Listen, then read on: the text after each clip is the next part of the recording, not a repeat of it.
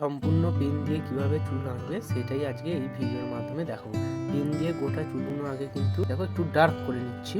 Dark হয়ে যাওয়ার পর একটু শেড দিয়ে দিচ্ছি পেন দিয়ে।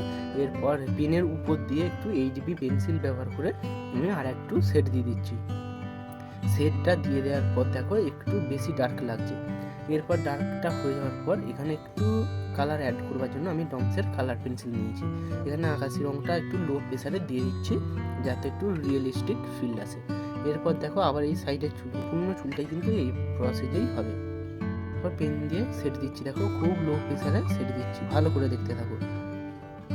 এই যে সেটটা দেওয়া হলো দেখো তলার দিকে, এরপর উপরের দিকে দিচ্ছি। এই যে মাঝখানটা ফাঁকা আছে এইখানটা কিন্তু হালকাভাবে পেন্সিলের সেট দিতে হবে, নাহলে কিন্তু এটা ঠিক ভালো লাগবে না, ওখানটা ডার্ক হয়ে থাকবে। এই যে পেন্সিল দিয়ে দিচ্ছি দেখো অনেকটাই কিন্তু রিয়েলিস্টিক আছে, মানে এটা উপর দিকে চুলটা উঠেছে মনে হচ্ছে। এরপর হালকা একটু আকাশি রঙের পেন্সিলটা নিয়ে একটু কালার দিয়ে দেবো। এরপর এইদিকে চুলগুলো করছি, এই সম্পূর্ণ চুলটা কিন্তু এইভাবে হবে দেখো। আর যেখানটা একটু বেশি ডার্ক হবে সেখানটা পেন দিয়ে গোটাটাই ডার্ক করে নিচ্ছি। স্টেপ বাই স্টেপ দেখতে থাকো, আশা করি তোমাদের ভালো লাগবে। আর বাড়িতে ট্রাই করলেও করতে পারো, কোনো অসুবিধা হবে না।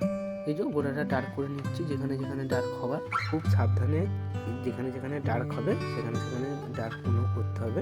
খুব লো প্রেশারে করতে হবে, নাহলে কিন্তু চুলের মধ্যে যদি পেন চলে আসে কিন্তু সেখানে জিনিসটা খুব বাজে হয়ে যাবে।